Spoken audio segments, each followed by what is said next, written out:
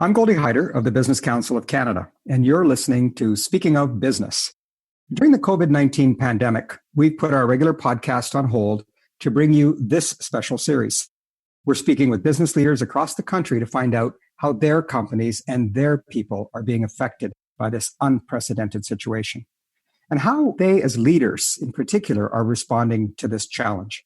Now, over the last few days, we've heard from a number of CEOs who've responded in unique ways, from donating money to healthcare workers, to addressing the mental health needs of Canadians, to helping local businesses survive the economic slowdown. Today, we head to Alberta to speak with Mark Little, President and CEO of Suncor Energy. Welcome, Mark. Thanks, Goldie, for having me. You know, the oil patch has experienced many, and that's bolded with capital MANY, challenges, even before the COVID-19 crisis took hold. And I just want to start there and talk to you about that. Like, how are employees doing in the midst of this crisis as the pile-on of challenges continues for the sector? As you can imagine, it's a huge challenge. But before we jump into that, I just wanted to make sure I had a chance to acknowledge the essential workers across the country. Everything from our healthcare workers to the people working in the grocery stores to the truck drivers and all the other essential aspects of our society. It is just inspiring to see them working together and to help us get through this. And it's great to see. In the oil patch, our work that we're doing every day is considered an essential service so that we can provide the gasoline and distillate and electricity and such that people are using in their homes every single day. And so, you know, in our organization, probably about 40% of our people are working from home daily, while the other 60% of the people are going to work and running our facilities every day to make sure that all of the energy is available so that we can continue to sustain our economy. Mark, you mentioned that you have some employees that are deemed essential, many of whom are working in remote areas. Can you just take us through what you're doing to keep them safe and healthy? Well, there's a huge amount that we're doing to try and keep our employees safe. You know, particularly running these critical facilities, we're wanting to ensure that our workers, when they are entering the workplace, some of them are even going into camps. So there's a whole bunch of steps we've taken to do that. One is obviously around cleaning, both reinforcing the normal behaviors, keeping their hands clean, coughing and sneezing into their elbow, not touching their face, keeping distance. And so we've had to reorganize some of the work to allow people to keep their distance from others and those sorts of things. And then we're doing things like taking their temperature before they get on the plane to head to the camp. And then we've had to move our cafeterias and stuff away from self-serve to full service. And we've been able to close and had to close our common areas and our gyms. And all of these types of things have been required for us to continue to operate. And now we're starting to change the shift schedule. So if somebody worked a 7-day shift where they went up north and worked in the facility, now some of them are shifting to 14-day shifts and some to 21-day shifts. Just the more we move people around, the higher the risk is that somebody's going to get infected. So there's a lot that we're doing to keep the workforce safe so that we can keep providing this energy. Now, you recently responded to a call from the federal government to get N95 masks to some of the northern communities. Can you just take us through how that happened and what you're doing about it? Well, one of the things we realized, Goldie, is we buy some of the items that are now in short supply. So N95 masks and protective equipment and such for various work that we do on some of our facilities. And so we started talking to our suppliers about, is there a role that we as a company could play in helping to increase the supply of some of these items? And I had been chatting with some of the people from the World Health Organization and the World Economic Forum and such, and you realized that their whole focus was to get people to use less masks and drive down demand.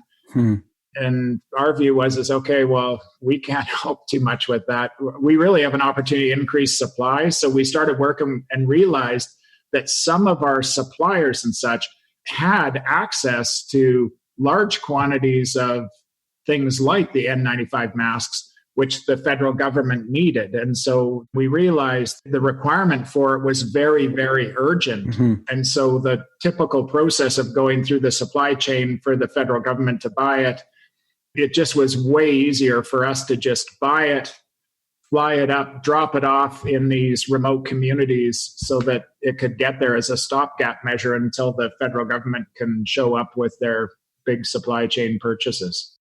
Now, Mark, I wanted to share the story of when you and I last spoke and how you're responding as another example. We had discussed the fact that you're in the lubricant business and it might allow you to get into doing some progress on the sanitizer issue. We talked about the fact that, you might need to change your circuit boards, and we were able to connect you to the head of the digital supercluster. Is this an opportunity for government and business to really see the benefits of collaborating on innovation? I think you're right, Goldie. And one of the things that I find quite inspiring is, so we've talked about what Suncor did with these masks, but as you know, there's some great examples of companies in all sorts of industries across the country coming together to try and figure out how can they help, whether they're making masks and converting some of their lines or whether they're working on getting sanitizer, those sorts of things. We've looked at, can we take our ethanol plant and feed it into sanitizers and be able to make more hand sanitizer? That opportunity doesn't look like it's going to work out for a variety of reasons, but I think this is just a great opportunity for us in the midst of this crisis for Canadian businesses to stand up. It's inspiring to see how many companies are doing this, and I think it's an opportunity for us to continue to work together to care for Canadians. Because yes, the government has a role and the government's doing a lot of different things, whether it's provincially or federally, but Canadian businesses can carry a significant load and make a big contribution. And it's exciting and humbling to be able to provide. Well, I can't imagine that we don't come out of this crisis with some changes in our own behaviors and in the way in which our economy and our businesses function. And one of them has got to be the importance of controlling the supply of your own, PPEs for the healthcare workers in terms of the professional equipment that they need. Really, I couldn't believe how exposed we are to others and being able to supply that. So I'm hoping that's one of the positive developments out of this very unfortunate situation. Now, speaking of unfortunate situations, I want to come back to where I started in terms of the oil and gas sector having faced, a double, in some cases, triple whammy, if you will. I mean, when the barrel is worth more than the contents, you're in a very difficult place. I'm wondering, in this precipitous fall, which many think will far outlast the impact of the virus, what effect is that having on the sector, and what effect is that having on companies like Suncor? Maybe I can just talk about this as really in two pieces, because for pure producers, and what I mean by that is companies that their entire focus is producing oil, this is incredibly tough times. And in Canada, we're almost back to where we were in Q4 of 2018, essentially, because there the crude price, at least for bitumen, got down to about zero. The only difference now is globally, the entire industry is facing the same challenge, and in the vast majority of places. And I would say, without a doubt, no one's really making money in this environment, and a lot of people are well below their cost structure on the revenue side. So the companies are under massive duress right out of the gate. And I think that this is primarily, although we talk a lot about Russian and Saudi behavior and oversupplying, global demand in April is likely going to be off somewhere between 10 and 15 million barrels a day. So 10 to 15% of global demand is gone on a temporary basis. And the Russia-Saudi dispute has maybe added 3 to 4 million barrels a day of additional production. So whether the Saudi-Russia dispute was going on or not, we still would be oversupplied by 10 to 15 million barrels a day. Inventories are rapidly filling up, both in the product side as well as in crude oil. The one advantage we have as Suncor is the fact that we are running refineries. We convert it into diesel and gasoline for your car and jet fuel and those sorts of things. With demand going off, we're still running these facilities. We're running them at a reduced rate. So we're more advantaged than a pure producer. But everybody globally is struggling, and pure producers globally and in the US, we're seeing the same thing. shale producers have already, some of them have already gone bankrupt in this, and some of the service companies as well. So this is going to be a hugely challenging time, as it is for the airline industry, the hotel industry, entertainment, all those sorts of things as well. Well, I don't know if you saw this, but 3 hours ago, the president sent out a tweet saying he spoke to his, quote, friend, MBS, the Crown Prince of Saudi Arabia, who spoke with President Putin of Russia. And he said, I expect and hope that they will be cutting back approximately 10 million barrels. I found that interesting because earlier on when we were having these conversations, it appeared that the president seemed okay with the idea of low oil prices. Seems like he may have changed his mind on that. Yeah, it's it's really interesting to think that a tweet can change the crude price by 20 to 25%. Welcome to the new world. Yeah, exactly. It's a crazy time for sure. But I think the issue with it is anybody can talk about having a debate, but the vast majority of the income for the Saudi Arabian economy comes from oil and gas, and essentially they're getting nothing from what's going on today. In Russia, it's a lower percentage of the economy, but it's still a very critical part of their economy, and they aren't making any money on this. And the ultimate, whether they were having this dispute or not, inventories in short order globally are going to fill up. And, is it a month or 2 months? I don't know. But once that happens, supply and demand have to balance right away, because you can't produce if there's no place to put it and there's no ships or no tanks to put it in. Mm-hmm. You can't produce it if it's not getting consumed.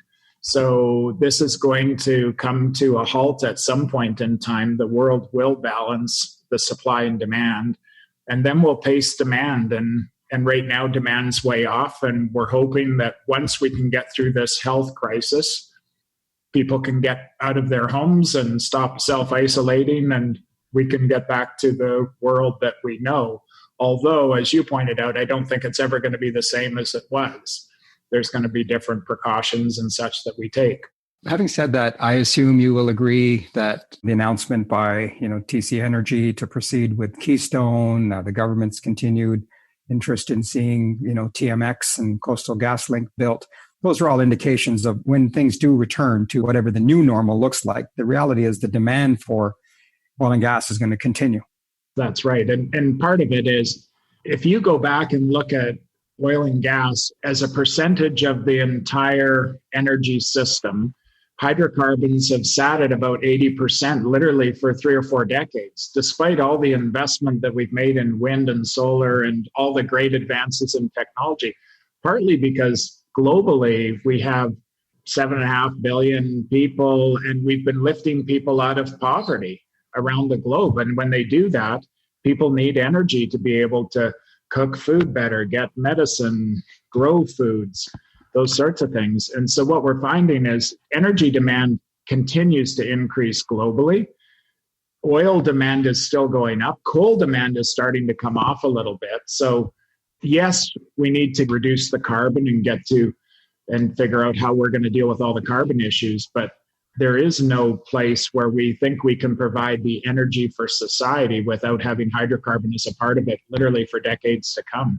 So what we need to figure out is how are we going to deal with the CO2 emissions and such associated with that until new energies and new systems can be put in place. Well, look, let's conclude by looking ahead. I know you to be an eternal optimist. I suspect that's the case for the answer to the question, what does a post-COVID world look like for you and for Suncor? One of the things I'm reminded of deeply is Suncor is Suncor because of the world financial crisis. And during the world financial crisis, Petro-Canada at the time came together with Suncor, and we merged to make us the company we are today, which is now a global company with the vast majority of our emphasis in the country. And I think because of that, I look back and think like, okay, that was a very, very difficult time, but we're stronger.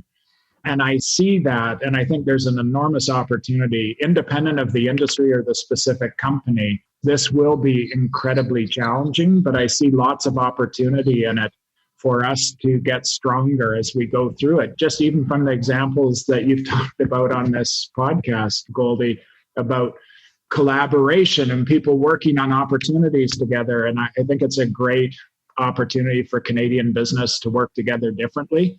to make our economy stronger, to make our company stronger, and to have more of a global impact. That's what I'm thinking about and spending a lot of time thinking about as we go through this. And we're finding lots of cohorts that are doing the same thing. So I think that's the exciting part of it. There's always challenges, but that actually will make us stronger as we go forward. So thanks for the opportunity today to chat with you. Well, thanks so much, Mark, for sharing your time with us today, but also your hopes and vision for how we come out of all of this, both through COVID and also the oil and gas crisis that the province is facing. Let me just say, as an Albertan, you never short the spirit of Alberta and the resilience of Albertans. And I thank you and your colleagues and others for the leadership that you're providing the sector and the country at a very critical time. Thanks, Goldie. Appreciate it. Mark Little is President and CEO of Suncor Energy.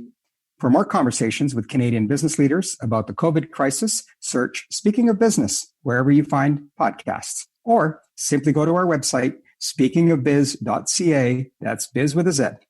Until next time, I'm Goldie Hyder. Thank you so much for joining us.